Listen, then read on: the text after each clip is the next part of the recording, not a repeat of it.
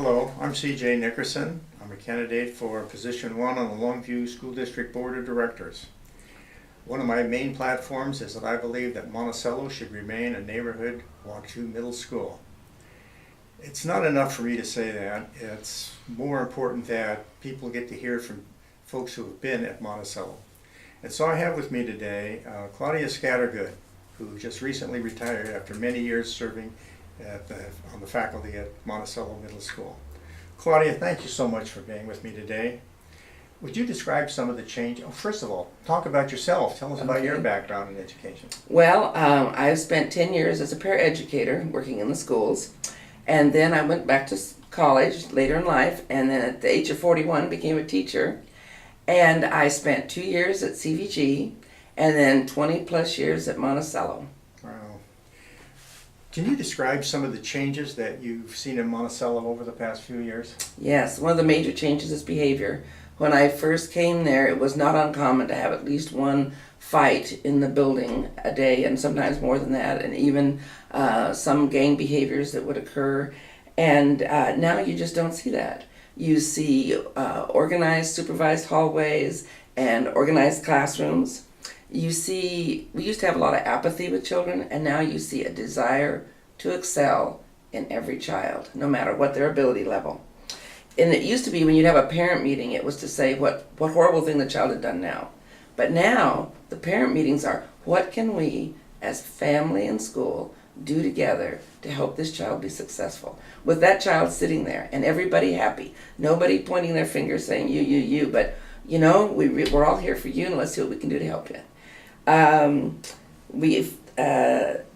There was opportunities for academic support, so that if you have a student that is in any area, there's a problem, there is a team of teachers in that area that can help that child.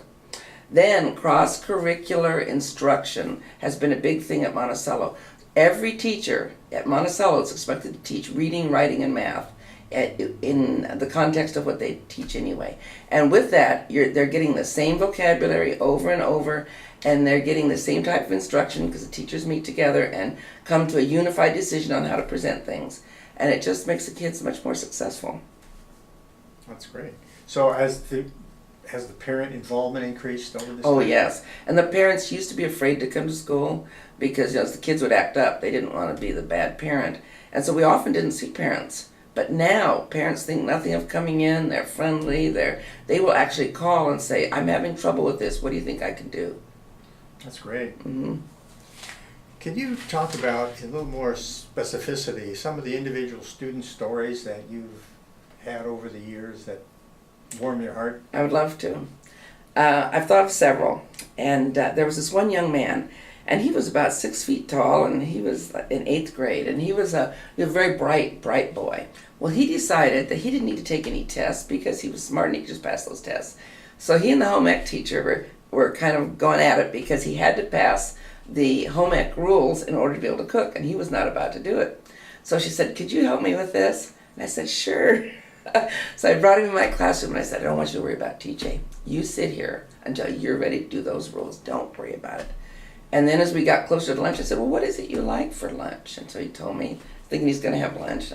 So we got lunchtime, I went and got the lunch, and I said, as soon as you get those rules done, you can have that lunch. And it took him about 5 minutes, and he got those rules all done, and he ate his lunch. But he was one, then I started working as a TA in my class. And he had a really hard life, very hard life, and he was very, very bright. And when it was time for Christmas, there were going to be no presents at his house. But the staff provided jeans for him, Levi's for him. He was thrilled to be able to have new pants to wear to school. Well, this young man not only went on to graduate from high school, but he ended up going into the military and getting a degree in nuclear submarines. And one of my delights was to have him contact me on Facebook to come to his college graduation, so my husband and I went down. But it was just so wonderful to see this young man that could have gone either way. And now he's got a successful job and children and a wife, and he's doing great. Another one that was really dear to my heart was a young man who had been involved in the gangs at Monticello. And then he was over at Long, and he wasn't doing too great, but he needed a fill-in class. So he came back as a TA in my class. And so we worked on him and worked on him. And he was also an LD student, and he is he wasn't able to pass the shop reading test. And so we went over and advocated for him because part of his IEP was to have it read to him. So once he got it read to him, of course, he could do the things. And so we worked on him getting getting makeup work so that he'd be able to graduate, because he would be the first one in his family to graduate from high school. Wow. Well, we got that all through, and the day, we're all sweating bullets, all of us, because we're so worried about what's going to happen with this guy, because it'll go either way. And we'd help him with his oral presentation, and he was scared to death. That morning, he came running over and desperate, knocking on the doors because he didn't have a tie. Mr. Marshall, the principal at that time, took the tie off his neck, put it around, tied it for him, and sent him off, and he passed. And we all went to his graduation, and we were just so proud of him. Then we had the little boy that, we'd had a really bad rainfall, and about 10 o'clock in the morning, one of the little sixth graders showed up, and when he walked, his shoes were so full of water, the water spurted out of them. Well, one of the paraeducators just scooped him up, got him some dry shoes, got him a snack, and got him off to class. But this is a little guy that wanted so badly to be there that he was willing to rock in the rain to get to school. Another young man we had, just a really nice young man, came to school one morning, and his parents were being arrested at that moment in his home for drug dealing. But he got up, got dressed, walked to school, didn't want to miss breakfast, and went ahead and had his class. And of course, at that time, all staff knew about what had happened so that we could support him in that. But that just showed how badly he wanted to be at Monticello, because it was a safe place where people understood and nobody would judge him. Can I just interrupt a minute? Sure. Because you told two stories now of students who got to school late under difficult circumstances. One of my concerns is if they close Monticello, those kids are going to have to be bused. What would happen to those two kids under this scenario? They'll never make it to school. One of the problems with children in middle school is they tend to stay up late. It's just part of who they are. They stay up late and they often oversleep. I did some research, and I found out that we have over 300 late kids. I think it was a week at Monticello. Wow. And this is anywhere from 10 minutes to 3 hours late, because we've had kids get there in time for lunch, but they're there, and we take them when they come, and we work with them when they're there. Because we have a motto: you get them there, we'll teach them. That's great. Then another kid that we're especially fond of, he came to us in 7th grade, and he was a bully, and he was a big, athletic, strong kid. He was failing all his classes, and he was a real problem for the whole staff because we had to really keep an eye on him because he was assaulting other kids. Well, as a staff, we decided we're going to use positive behavior intervention support with this young man.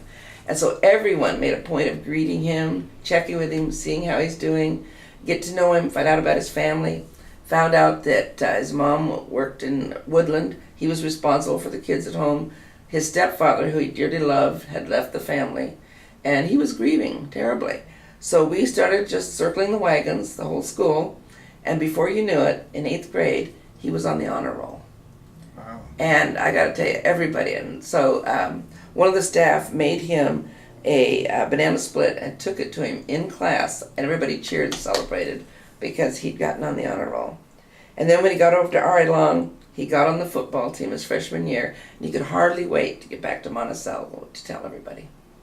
So those are one of many, many stories. Many stories. I guess before we wrap it up, I'd like to ask you why you think Monticello should remain a neighborhood middle school. Well, you hit on one of them, and that is just the kids are able to get to school. Because many of our families do not have transportation. They do not have a way to get the children there. And a lot of our families, the older kids are responsible for walking the younger ones to school before they even get to Monticello. So they're often, a little late. But that's just as understood, and we accept that. If they did not have transportation all day, a lot of our kids would never make it to school.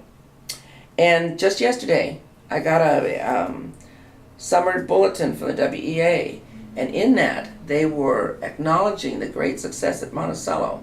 We have decreased our office referrals by 70%. That's an amazing number. It is, and it is an expectation now at Monticello.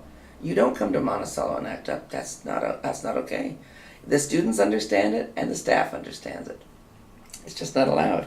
And of course, by decreasing the behavior, we have increased the academic standards, we've increased them being successful. They feel better about being successful. And they've made significant growth in reading, writing, and math. All of the kids have. And they all expect they're going to be better. It's just an expectation. Claudia, thank you so much. One of the reasons I wanted to do this tape is I had not met Claudia before I became a candidate for office here. When I did meet her, I listened to some of her stories, and I felt she really puts a first-hand face on Monticello and understands what's happening there, and she has reinforced my commitment to fight to keep Monticello a Walk To neighborhood school. I appreciate you watching this video. I would appreciate your vote. I'm C.J. Nickerson. I'm a candidate for Position 1, Longview School District Board of Directors. Thank you very much.